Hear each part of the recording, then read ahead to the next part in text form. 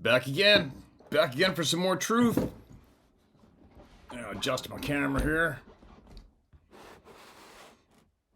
That ought to do it. My microphone. Check my audio. Check, check, check. Make sure everything's cool here. I think I'm all good.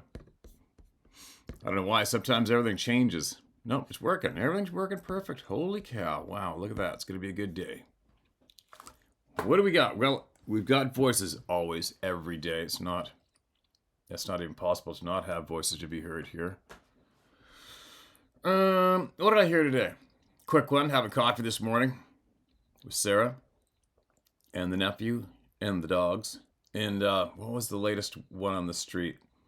I caught somebody having a conversation. I don't remember who it was. Somebody who tells stories online. And they said there was a story out there where a pilot, might have been fighter pilot, I don't know. Whatever, a pilot's following along. And allegedly a deep, dark voice came out of the pilot's mouth. And allegedly is from an alien who said we aren't the only ones in the universe, but everything's connected. And that they're watching human beings and that nuclear Armageddon would affect the rest of the universe from here.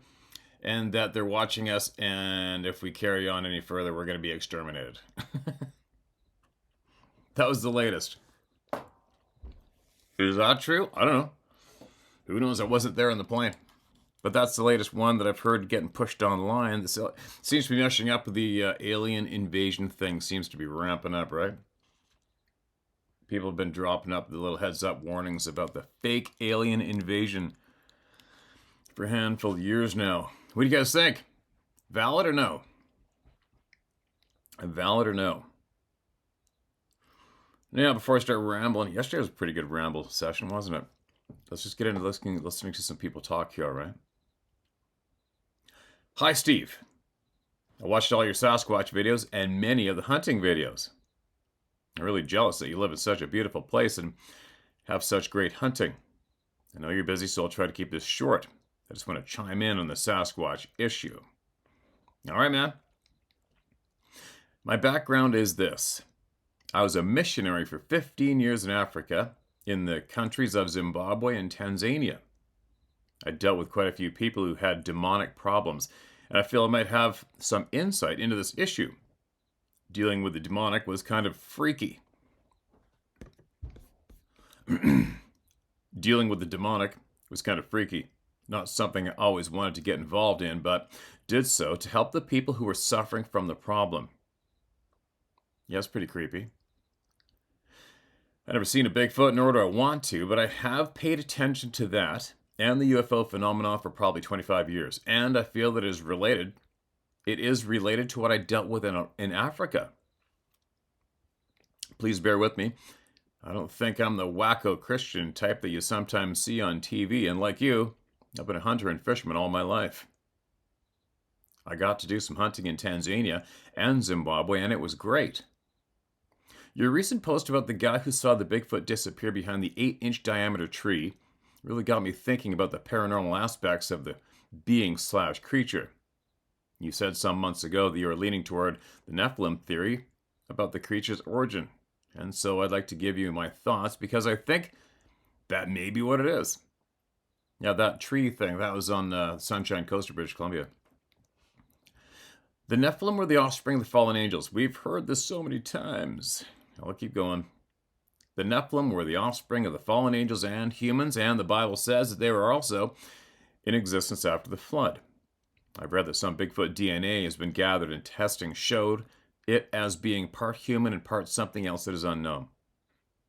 If that's true, that makes sense.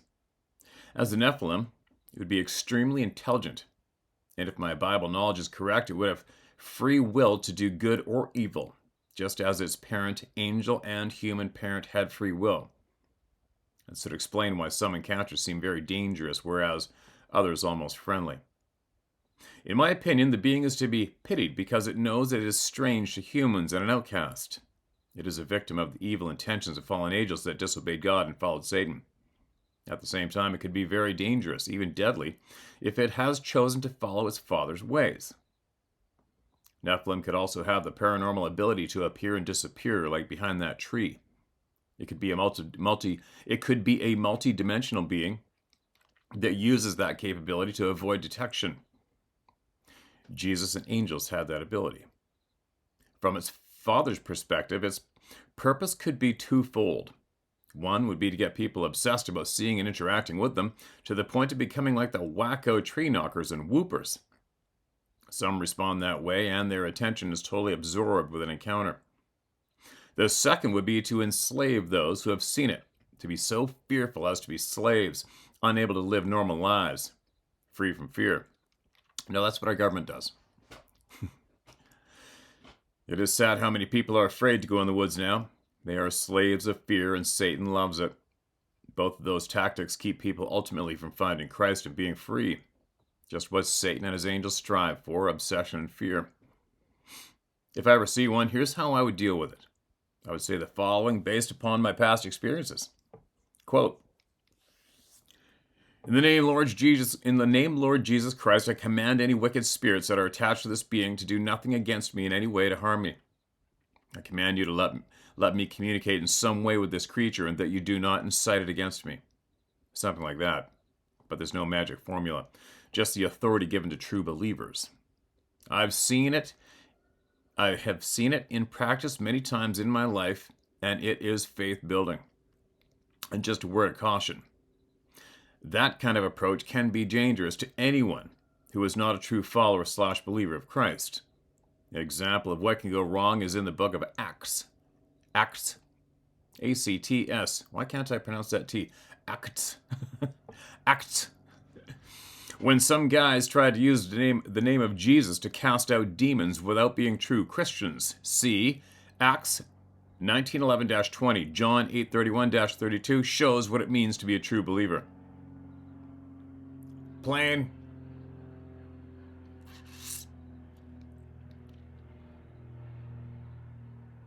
Steve, I'm sorry if this is so long, but I wanted to give you my best insight into this. I can tell you really are sincere and want to know the truth, while at the same time not being one of those wackos out there that you often denigrate. And rightfully so. I hope this helps. Mike, in Northeast Ohio. P.S. I'm going to get in my son's stand tomorrow evening and see if I can get a whitetail. It's gun season until Sunday. Oh, this is an older email. Unread. There you go. Shared. Appreciate the words of caution and the insight. And passed on. Who's next?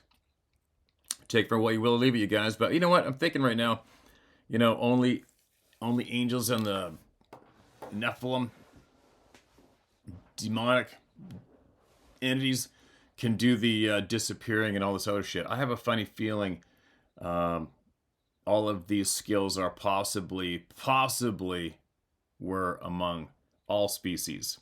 Human-like species, maybe possibly. You know what I mean? I got a funny feeling we can do a lot more than what we have been taught ourselves. I have a funny feeling it's true. Before I start babbling, let's hear someone else. Okay, here's one not marked as read. 100-year-old newspaper article. Dear Steve, the following article appeared in the Pocahontas Times over 100 years ago. The Times is located in Marlinton, West Virginia, sharing its eastern border with Virginia's Highland and Bath counties. The article's author, Calvin W. Price, inherited the newspaper from his esteemed father, Dr. William T. Price, and ran it for many decades before passing it off to his own daughter, who also ran it for many years. Their Prices were never known for foolishness in reporting the news. And this is a true story, and one worth noting. And as I stated, it was published just over 100 years ago. Gorilla on Droop Mountain. Thursday, December 30th, 1920. The Pocahontas Times, Calvin W. Price, editor. At the extreme eastern summit of Droop Mountain, where it begins to droop toward the Greenbrier River, is a wild and almost impenetrable jungle covered with boulders so large and so arranged as to resemble the houses and streets in a town, hence its name Bear Town, long since given it by hunters. Spider. Get out of here, spider. Gross. For natural scenery, it is doubtful whether there is another place in the state that will surpass it. From its eastern prow, you can trace the meanderings of the Greenbrier for at least one half of its length, and on a clear day you can see the top of Spruce Knob in Pendleton County, and also Keeney's Knob in Summers County. Excuse me. From this point, you can see the main chain of the Alleghenies for miles and miles. Looking to the southward, the beautiful Greenbrier Valley spreads out before you to beyond Lewisburg. And to the northeast, you can view the entire Little Levels of Pocahontas, one of the garden spots of West Virginia.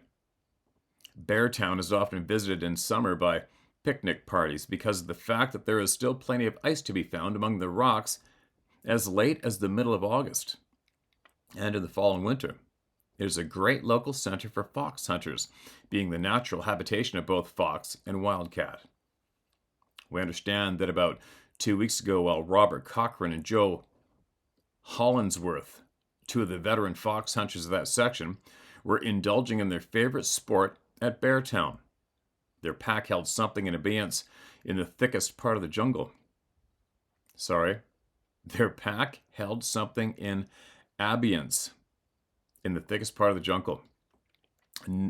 Nothing daunted, the hunters rushed forward with all possible speed to the scene of action. But to their great astonishment, instead of a fox, they saw a large animal somewhat resembling a man in appearance, except that it was covered with brown or yellowish hair, standing some 6 feet in height, with its back to a large rock. This is 100 years ago. The dogs were attempting to close in, what were left of them, when the animal, gorilla, ape, wild man, or whatever it was, would grab them and either crush the life out of them or dash them to the ground with such force as to kill them. The hunters were undecided whether to shoot or not when the beast saw them and made for them. Cochran and Hollinsworth turned and fled with all possible speed, with the animal close upon their heels, its progress being impeded by the dogs. This permitted them to clear the thicket and get away. Quote, Daddy, end quote, Wilfong says that when they reached his house, they were pale, excited, and almost exhausted. They related their experience, declaring the animal was gorilla, but absolutely refused to return for further investigation. H.C. Rapp, postmaster at Julia, made a desperate effort to organize a company of men to surround the bear town and capture the animal for the benefit of science. But in spite of all of his efforts, he failed to get enough volunteers for the expedition. Cochran and Hollingsworth lost 6 out of 8 of their fine pack of hunting hounds. To most Americans in 1920, gorillas were only mysterious creatures believed to inhabit the dark continent of Africa. The Bronx Zoo was the first to exhibit a gorilla in the early 20th century, but it is highly unlikely that Cochran or Hollinsworth had been to New York to see it. They were old mountain men, deeply rooted in the West Virginia hills, and rarely departed their beloved mountain homes. By 1920, traveling circuses were exhibiting lions, tigers, elephants, and other exotic wildlife, but none boasted a gorilla. Therefore, the beast of Beartown could not have been an escaped gorilla. In fact, the first gorilla displayed in an American circus was a gargantua, a lowland gorilla that was born in the Belgian Congo in 1929, ending up in the Ringling Brothers Circus many years after 1920.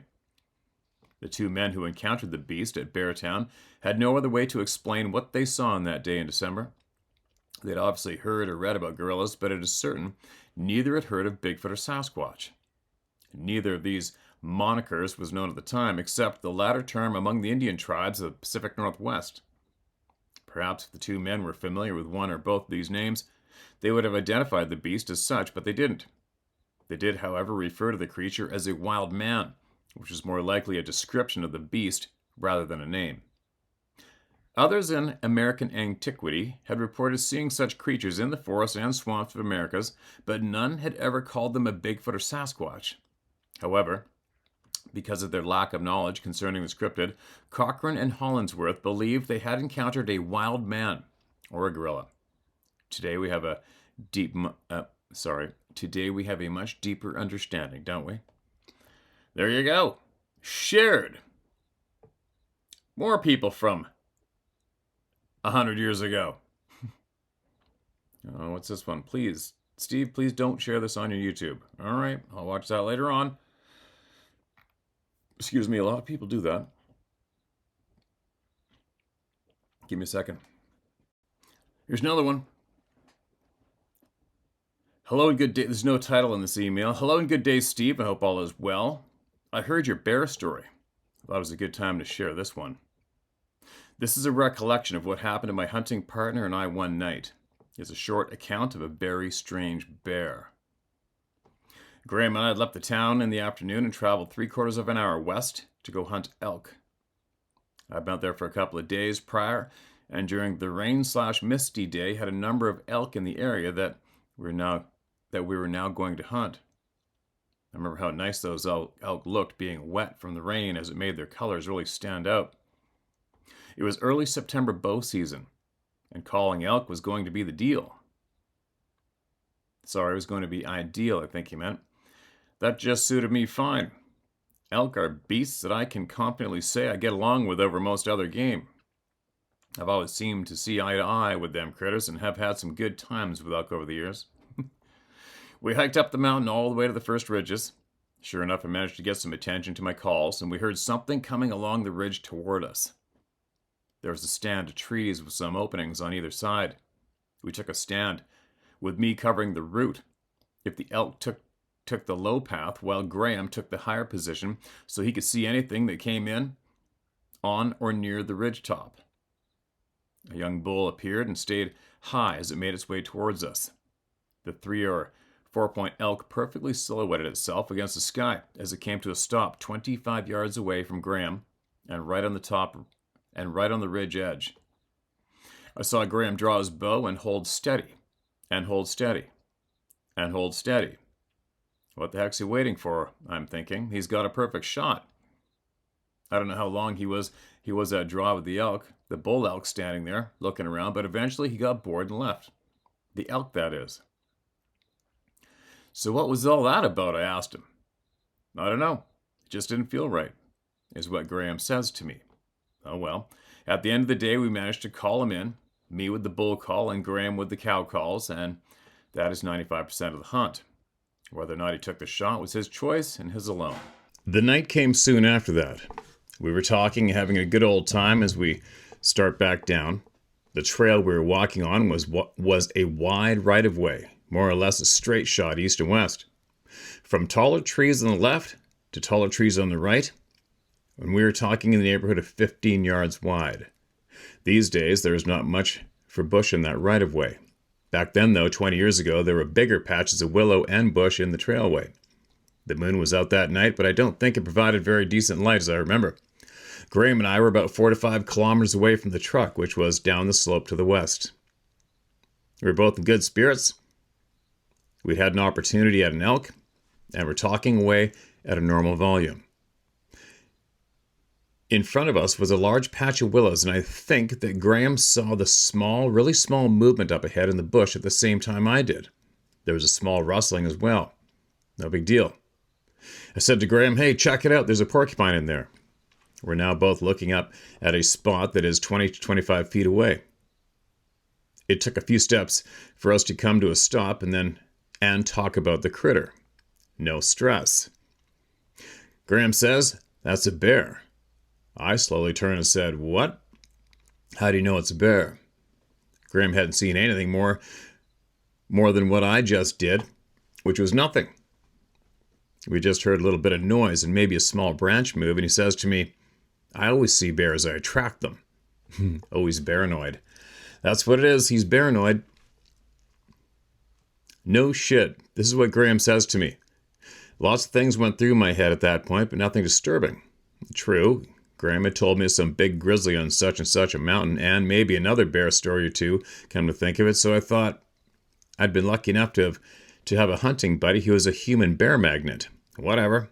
Bad sense of humor on his part, but I remember him being a little pissed off at what he said. Sorry, I remember being a little pissed off at what he said, actually. I wasn't about to take him seriously, but there was something in the way that he said, "That's a bear," that held my attention. Something in his tone. Just a little concern settled in. So what do? I start hollering and talking loud to what I thought is a porcupine in the willows. Graham then joins in. Here we both are hollering at a porcupine. Hey, hey, get moving, ha! It was a kind of a nutty thing we were doing, but we kept it up. We kept it up for a long time. Both of us are focused on the spot in the dark willows that are about 5 to 6 feet high, waiting for any signs or noise that the porcupine is moving off, or whatever it may be. Just something. But nothing happened. There was no noise, no movement of any kind, and we had been at this mentally retarded tack for a minute or two because my hallucinating hunting buddy was convinced that it was a bear. I'd heard him say it, and so I couldn't really dismiss it either. But wrap your head around that. That is a long, long time for us to be making noise and still nothing had moved out of there. The willows are really thick. Nothing. So I, though, could move in there without giving itself away. What? Nothing. So I, though, okay, it's typo. Porcupine or not. Graham stays standing there, and I decide that I'll move forward and check this out. I closed half the distance to where we were focused, directly in front of us, moving very slowly forward.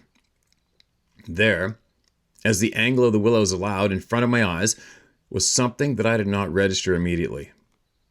The moon was behind me, and as it cast a little glow that night, I was seeing something that I did not want to understand or acknowledge.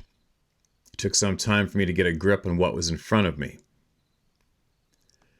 There, perfectly motionless, like a statue, not moving, a single hair, was a very large pan face. The moonlight outlined the outward radiating hair on the almost perfectly round face. I say face, but the only other prominent feature that I saw was the glint of moonlight that shone off of those closed-set eyes. Closed set. The body would have been obscured by those thick willows it was in. At that close distance, I got a very up-close and personal view. There is a effing grizzly bear looking at me from less than 10 feet away. Oh, it's a grizzly. Its eyes are looking directly at me. The large head is all I see, perfectly motionless, as it had been the whole time we had been there, and still, it does not move a single hair. I back up very, very slowly to where Graham's standing. I stop with him slightly to my right and slightly behind me, and I say, "It's an effing grizzly bear." All the while with both of us still focused on the spot where nothing is moving or making any noise. Stress is now up big time. Still keeping it internalized, though. What goes through a man's mind and body as he backs up those 10 feet uphill to where his pal is at to tell him what he just saw? Well, let me tell you what was going through my mind. All the following went through my mind. The world has presented me with a set of circumstances that are impossible for me to integrate or understand. Why is there a grizzly bear remaining perfectly motionless for that unbelievably long period of time? Why is this happening? Why is this bear acting so different than any bear I've ever seen? What the F is going on here? What am I supposed to do in this situation? I'm now back uphill and standing beside my buddy who is slightly behind me on my right. And once again, I can't overemphasize just how completely still and motionless this bear was. It was as if a life-size bear mount that had been placed in front of us in the bushes. We could not see it or hear it at this point, but knew it was there looking at us. As you can imagine, the stress level is now getting way up there on the scale. The reason is not so obvious, though, unless you think about it. It was not a direct result of just having this bear that close. It was more indirect than that. The panic I was feeling was coming from a sort of confusion, and the confusion I was feeling was coming from the complete lack of familiarity with the behavior of this animal. Nothing was making sense. Why is a grizzly bear stationed motionless in front of me for so damn long? That is what I was fighting to keep my composure against. To my credit, especially after all that was going through my mind, I had kept my composure up until now. At least so far. I had kept it together. I think that the first thing I did was to get an arrow out of the quiver and nock it. It didn't take me long to come back to reality as to how much of a useless tack that would be. The willows came right up to where we were standing, so I would not even have time to think about it, let alone drawing the bow. And what the hell am I going to be shooting at? A pissed off bear steamrolling at me that is now right at my feet if it decided to come at us. The next thing that I did was to quickly put the arrow back in the quiver and grab the bow at the end of one of the limbs by the cams, held it out in a low position in front of me. I pictured the movement that I would make if I had to.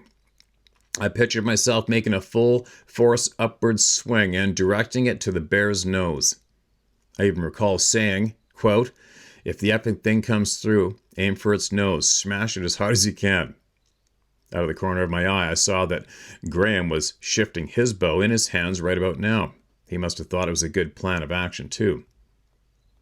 One of us also said what we were both thinking. Should we go back to the other way? Backtracking would take us to a road. It was a different road, but we could hitchhike or whatever else when we got there. It'd be around 10 to 15 kilometers to the road if we went back east. I wanted to go forward, though. I wanted to be in my truck because right about now my mommy and her boob were only a few kilometers down the road to the west, and her name was Dodge Ram, dressed in blue and white. That's where I wanted to go, and the sooner the better. We started up the hollering again. Looking back on it, it made perfect sense. We had committed ourselves by now, and if that was the wrong thing to do, then so be it. But up to now, whatever had already happened did not include getting attacked by a grizzly bear. Ha! Hey, get out of here, bear. But still, this damn bear did not move an inch. There was no noise, no movement. This bear was simply not going to let us pass.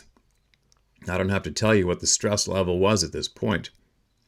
It was at this juncture of our little adventure that we were about to gain some very distressful intel about what was going on around us. To our right, but most importantly, slightly behind us, at the edge of the right-of-way, where the tall spruce started, say 30 to 50 feet, there was some sound, rustling, and then some more. Something was moving around on the edge of the forest to our right and behind us. There were two distinct places that it was coming from. One spot was on or near the ground, but the other was definitely a bit up in the trees. The entire picture of what was really going on suddenly hit me. There must be bear cubs. That meant that this bear is a sow. Those must be her cubs. And here, between the bear and the bushes in front of us and those cubs, was where we were now. Graham and I standing there with compound bows and in an ever-worsening predicament. As if the grizzly bear we were facing knew exactly what to do when she was about to do for maximum effectiveness, and it happened. As I was taking in this crazy situation I was in and very much focused on the spot I had seen the bear at and the willows ahead of us, neither Graham or I was at all prepared for what happened next. No, we did not get ripped to shreds at this point. So, put that possible outcome out of your mind. And right at my feet, and I'm not exaggerating, man, 3 to 4 feet away, that bear somehow, some way, had managed to make it through those thick willows without me knowing and had put itself right at my feet. This is a bizarre story, man. The lightning quick flash of a large paw with some leg attached jetted out from the willows and smashed down the trail just as quick. It retracted back into the willows. I felt it. The loud booming smacking noise that it made as on the ground right through my feet, and it was loud and it was scary. And it left a mark on my brain that will never go away. At that exact same time, as if I knew it was going to happen, I ripped my hand around and behind me, just as Graham was turning to bolt out of there. "Whoa, whoa, whoa," I said. "Don't run, man." Where could we go? What could we do at that point? We couldn't go forwards towards the bear. We couldn't go backwards towards the cubs, so we just froze there. I have no idea how long we actually waited there. It was a long time, even if it was only a minute. And I have no idea what happened to the bear. Neither of us heard any movement or saw anything moving.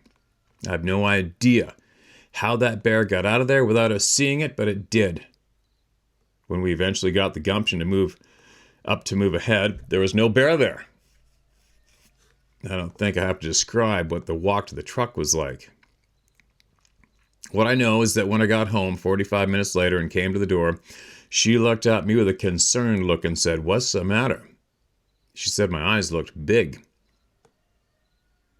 If we were all born with a basket of good fortune and a basket of bad fortune, then I think that night seriously depleted my good fortune basket. At the end of it all, any move that we made that night, other than the ones that we did make, would probably have resulted in a far different outcome. Just plain luck, remaining calm, all of it had something to do with it. But I think the major learning opportunity for me anyhow was to recognize that animals in nature does not always follow the script. Always allow for a behavior that you do not expect. That is what there was to be taken from that night. At as far as I'm concerned. Many years later, I was on the same trail in the springtime and I was looking for black bear. I was walking back to the truck in late afternoon and had the wind in my face coming out of the trees onto the power line. What do I see? A mature grizzly feeding with abandon on the small bit of green that was at the edge of the clearing. It had its ass to me at about 60 yards and definitely did not know I was there.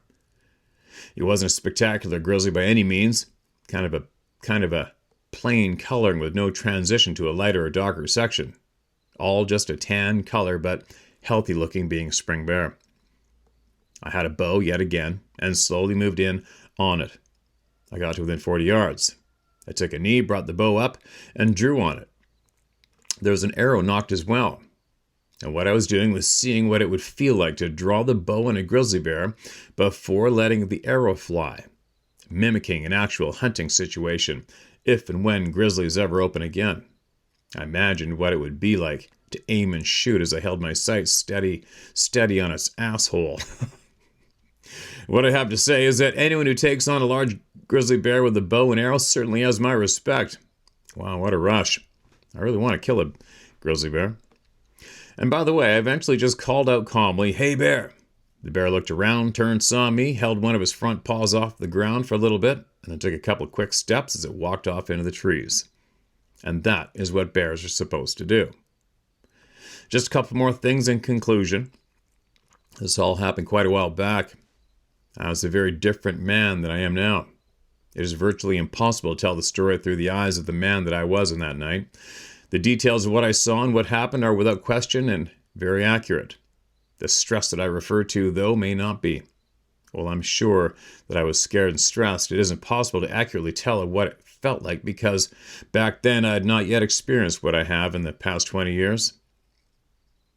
I was a freer and much more relaxed person then. Lastly, this is directed at you, Graham.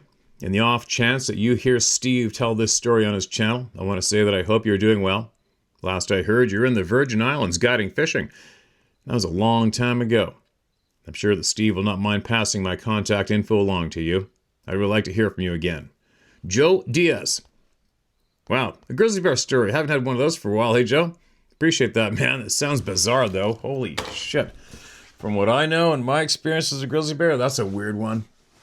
And a lot of you people out there who are familiar with grizzly bears, that's a pretty weird one. I don't think you fully saw the one thing now, though, from what we all know through everybody's sharing here. Who knows what was going down, right? Who knows? I mean, you heard noises off to the right and behind you, but you didn't see cubs. There's no guarantee those were cubs. And there's, from what we know now, there's no guarantee that that grizzly bear is in full control of its actions at that second. You know what I mean? You never know. You never know. Who knows? Pretty freaking weird, though. I've never seen a grizzly bear do that in my life, myself, ever. And I've had some shit-eating... I mean, I've had a good, solid handful of what the F, 1 in a million grizzly bear encounters myself.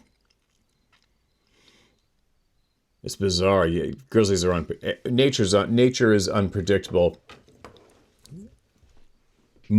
Sometimes. Well, most of the time. Who knows, right? You just don't know what's going to happen, especially with predators. You know, a friend of mine years ago, him and his wife went riding into the Northern Rockies with all their horses going mountain sheep hunting.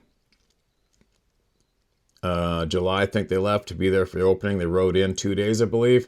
Wide open subalpine rolling hills. Saw a grizzly bear like 100 and something yards away. They're all sitting on the horses. And my buddy said something like, "Hey, bear," just to let him know they were there. He looks over, stands up, looks at everybody, 2 riders, a bunch of pack horses. Down he goes, all on video, and comes bolting at them doing 500 miles per hour.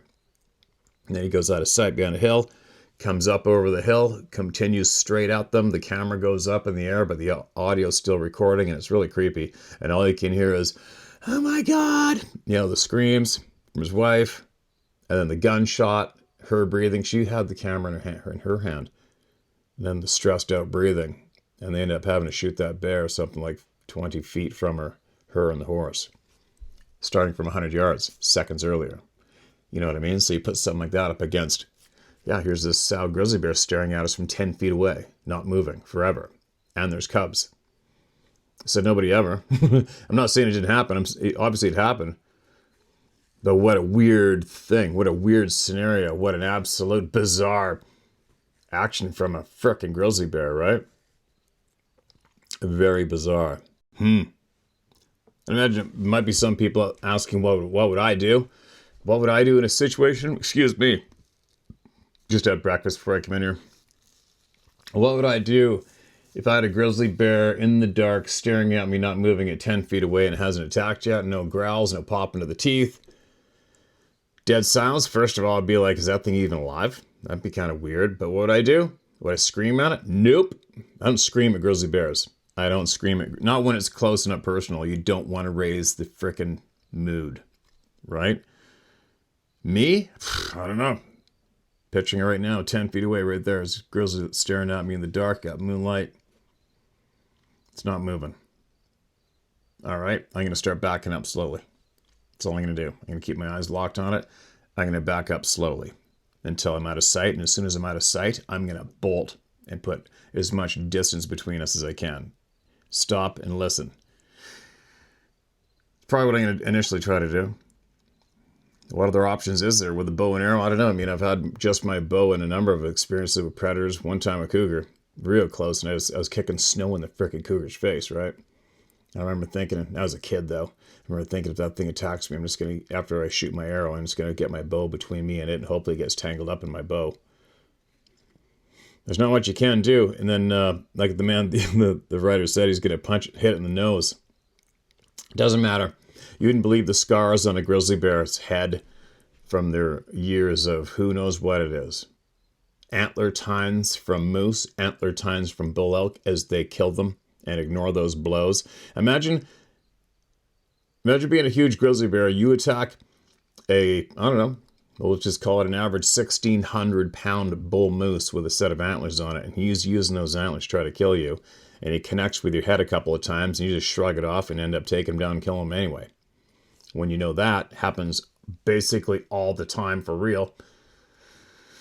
Picturing trying to fist fight a grizzly bear? Nope. So what do you do then? Well, you cover up your face, you cover up your guts, and you hope that the beating doesn't go on too long. That's what you do. Unless you got a knife, right? I don't know. Most people, even I've had to know a guy, A-type, probably 6 foot, 6 foot 2-ish, big guy, well over 200 pounds, hunting guide, and he got shredded.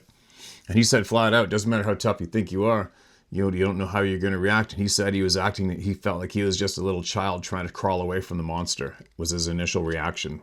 after this thing steamrolled him over and was spinning around to come back and get him. And he said he fully panicked and started to crawl away like a kid until it started ripping into its calf first. I think it shredded his calf first, then up the back of his leg into his ass. And I think he said when it started ripping in his butt cheek, that's when he came back and went into fight mode and grabbed his rifle and shot it. But I'm just saying, there's a lot of different ways to react with a charging grizzly bear, but once standing there motionless, not moving, back away. Just back away.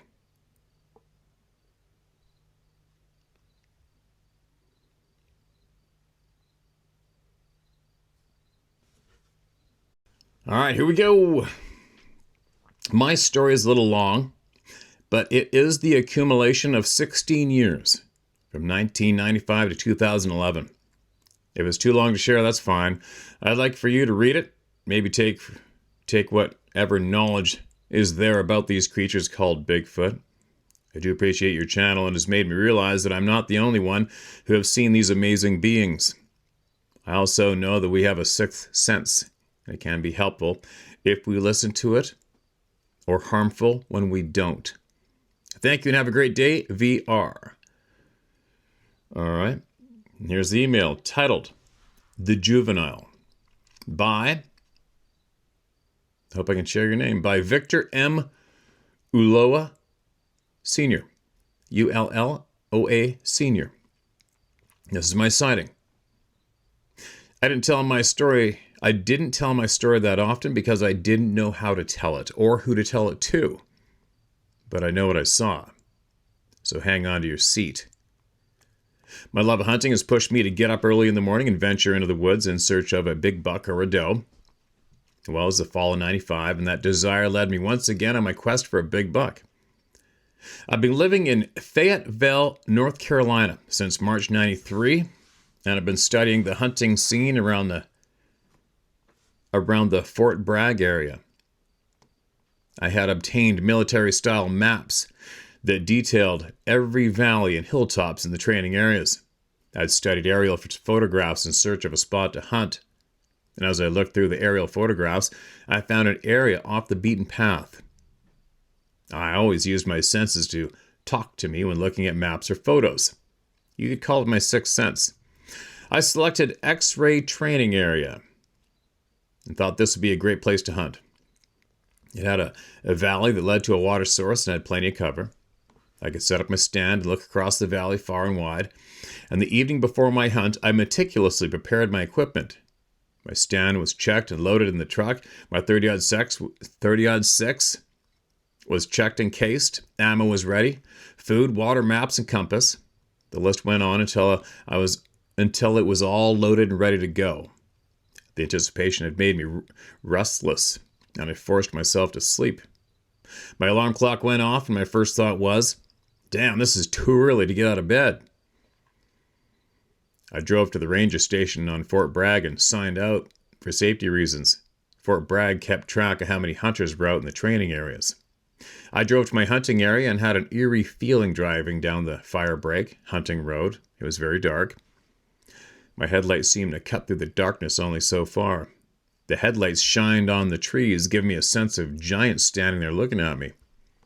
I shrugged it off, my sixth sense, and drove to the spot using my map. The weather report had predicted a pleasant morning, not too cold, no winds or rain. I gathered my gear and estimated the location of the valley, as any good soldier/hunter should do. I shot my azimuth in the direction... Azimuth? I don't even know what that is. Azimuth. In the direction of the valley and measured the distance I had to travel. I found my valley and looked for a tree to climb using a small flashlight with red lens. My equipment lay around the base of the tree, and I set up my tree climber. All this time I'm being very quiet as sounds travel through the woods. I'm now settled in about 26 feet high on a tree with my rifle across my lap, just waiting for that magic moment. The sun's starting to come out, and I can feel the heat from the sun's rays. That was a welcome feeling. And everything is quiet, beautiful. I started looking at the sunlight traveling across the forest floor as the sun is rising to my right. And as the sunlight crosses in front of my stand, I see movement off to my front, but below. I see this small 4 to 5 foot thing rear up as if being burned by the sun's rays. And my eyes are wide open. The creature stands up from the ground and takes 2 to 3 steps forward in the upright position. It then lunges forward on all fours. It runs like hell. I got the impression that it had overslept and was late for school. Its hair/fur was shiny black, but I couldn't see its face nor its ears from the angle it was running. I could see the muscles flex and contract on its arms and legs. I did not smell, nor it did not smell, nor did it have a tail. Not one thought came to me about raising my rifle. I thought, what the hell was that?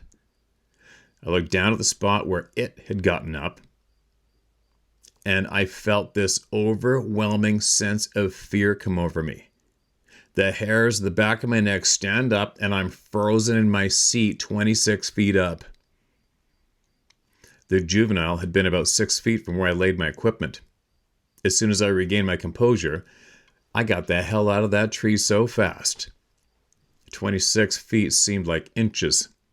I ran back to my truck, forget using the compass and map, and drove out of there leaving a cloud of dust. I did not check for tracks because of all the fallen oak leaves that covered the ground. I didn't check the hair either. I was too damn scared. I'm not boasting. I was 34 years old and active duty with combat experience, semi-auto rifle on hand, and you would have a real hard time trying to kick my ass. I left with a fear that outweighed Scud missiles flying overhead and landing danger close. I've asked myself why it didn't detect me. Well, I washed my clothes and shower with my scent-free soap. I use scent-free deodorizer. I also spray my clothes with earth-scented spray, and I practice climbing trees quietly. Or this juvenile was in a deep sleep. I never reported the incident. I had no clue what the hell I saw. A demon, an alien, a land creature, or some crazy animal I've never seen before. Now, I've been hunting since I was 15 years old, and I'd go deep into the woods. I've seen all sorts of animals in the wild. I've seen a red wolf while hunting. I couldn't tell you what I saw. I told my story to my wife, and she smirked in disbelief. So, this incident was buried in the back of my mind for years. I told the story to my family. About 2008, while we were gathered around telling ghost stories and the strange things we've seen. My sister looked at me as if wanting to believe and then said, "Okay, who's next?" So this story went back to the memory closet. The opportunity to tell my story came up once again in July 2011, and this time it was at work with my coworkers. And my coworkers were telling ghost stories. I thought, okay, here we go again. I told my stories to those who were present, and all were quiet afterwards. One person asked me to draw what I saw, and I drew the thing on paper and gave it to them. Nothing more was said, and the days went on. On my next day to work, I see the creature that I drew on my wall locker. I was surprised at first, and then I realized the joke was on me. I laughed and shook my head, and I left the picture on my wall locker. But this story is not over yet. One of my friends and coworker recommended I research it on the internet, which I did, and I came across a story of a soldier stationed at Fort Bragg. Around 1989, he and a group of soldiers were sent out into the woods to recover a helicopter that had crashed in a training accident. They were getting ready to leave the area, and one of the soldiers ran off to the woods to relieve himself. And he came across a sandy area and found 2 sets of tracks, one set of large footprints, and a second set of smaller childlike footprints. And chills went down my spine. The soldier stated that he wore a 9.5 size, and these footprints were big. It was the childlike footprints that caught my attention. I had a flashback. My heart was racing. Did I see a small Bigfoot? It's now November 2011, and it had been several months since I told my story to my coworkers, and I'm watching an episode from Finding Bigfoot on Animal Planet. On this episode, they showed a picture of what researchers believed is a juvenile Bigfoot. R. Jacobs Juvenile Bigfoot photos.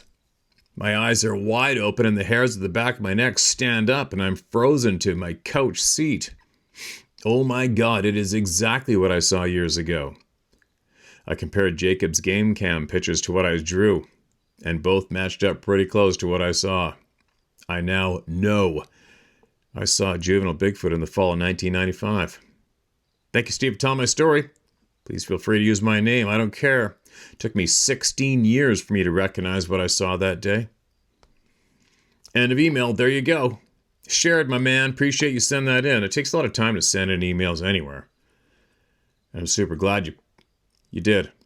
I hope it makes you feel better too, man. I'm sure it does. Everybody says it does. And there you go. Another club member. What else we got here? What time is it? I have a guest coming on here at 1 o'clock today. Apparently they're pretty stoked. I'll be sharing that tomorrow morning at 5 for all of you to listen to us talk. I should probably do it maybe live one day. And then apparently I have another guest coming on here tomorrow at 9. Crazy, huh? Can't wait. Now, all right, one more.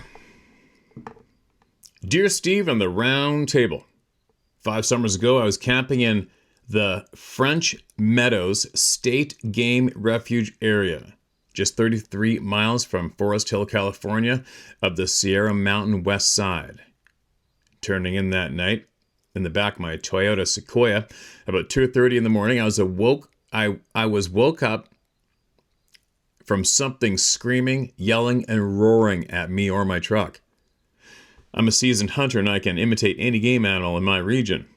Whatever this thing was, it had to have huge lungs, so huge they came through my Sequoia, through my heart and lungs and other organs, like I was at a Led Zeppelin concert. I've never, ever heard anything like that in the forest and probably won't ever again. But I hope to. Really? It kicked off my Sasquatch endeavors since then, and I go up there every weekend and find hidden, desolate places and crash the night and have gotten results, but not sufficient enough to share. I'm Douglas Compton. I don't care if you tell the world my story.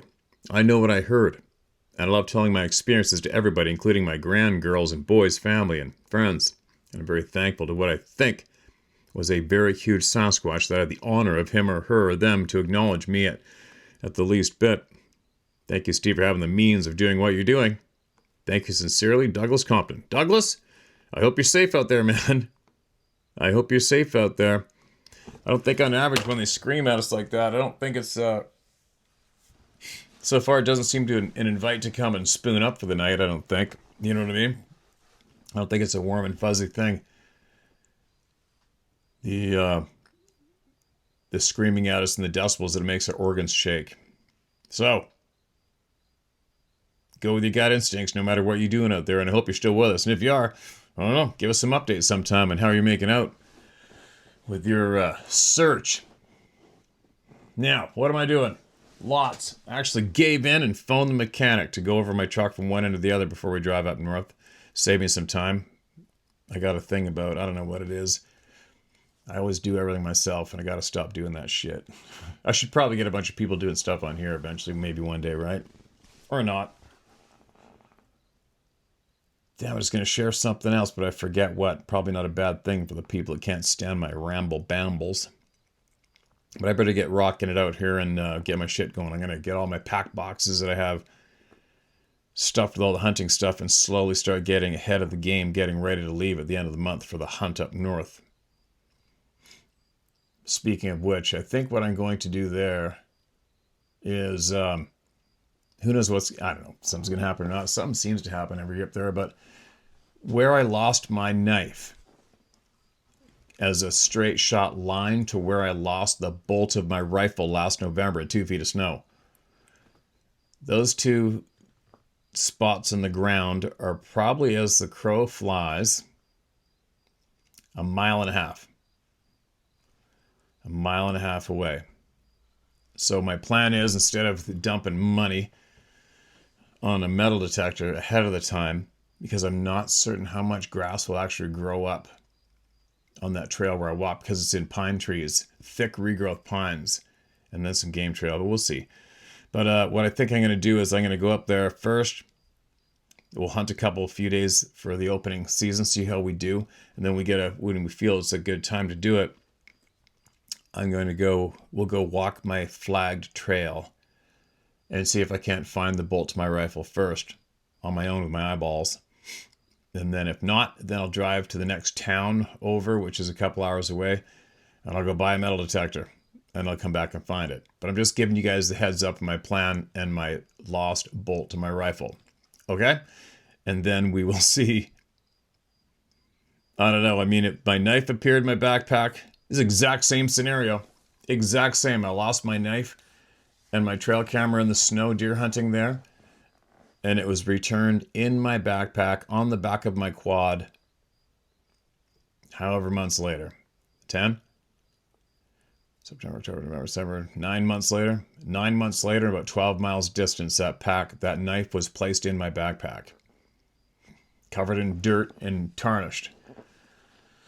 So, is it going to happen again? That's what I'm saying. You guys I'm just sharing my thoughts that are going off my head right now. It's going to be interesting, right? I kind of hope I just find my bolt to my rifle. But if I don't, if it does appear, then I think I just might go back into the forest behind camp. And I'm going to camp at the same place I camped, where I was camped when I went elk hunting and my knife was returned. The same camp, I heard some weird shit going on in that forest. It scared the shit out of me. I don't know why. I can't describe the sounds. It wasn't animal-like. It was almost metallic-like or banging-like, but not on trees. It was something I can't describe. It's just really frickin' loud. And I was half asleep, I think, at first, and making noise. You know, my sleeping bag's noisy. By myself in the tent. And it made me go into frickin', I was panting like a dog, I'll admit it. I don't give a shit. I was freaking out, man. But if this happens again, if that bolt gets replaced in my backpack, then there we go. As far as I'm concerned, that's my invite to go back into the woods alone. And I'll just sit there and say, okay, what do you know? Do you want to share with me what you know? That's all I want to know. What do you know? I don't want to know where you live. I don't want to prove to anybody you are real. I don't give a flying shit. I just want to know what you know for real. About anything. About me, about us. About things that I don't have a clue about. You know what I mean? I just want to know, what do you know? Just like sitting down at the coffee table like we do here with each other. I just want to sit down at the coffee table. Ouch. Shit. I just took a frickin' sliver under my fingernail right there. Damn it. But anyway, yeah. I just want to sit down with whoever's willing to sit down with me and have a bullshit session. That's it. As equals in a way. Not equals, you know what I mean, though. Just mutual respect. No threat. Nothing to gain, nothing to lose. Just knowledge swapping. How hard, how much? Why is that such a hard thing to do? I don't understand. Why not? Who are you scared of? Who's stopping you from doing it? What's going to happen to you if you do have that conversation and share knowledge? Who set the rules for your ass? You know what I mean? Who's making sure that you don't do that? We've got all sorts of us allegedly knows the answers to what I just said. You know what I mean? You're not listening to me. Why don't you listen to me? I'm on my own journey just like you are. I don't have to jump on anyone's journey and nobody has to jump on mine. This is my own puzzle piece and I'll fill the pieces the way I'm going to. Right? That's the key. That's why this place is a successful place to come and talk and listen, because we're all on the same page. Mutual respect. No ego. No dick slinging. No power craving. You know? You are on your own ride. And it's going to be over when you die.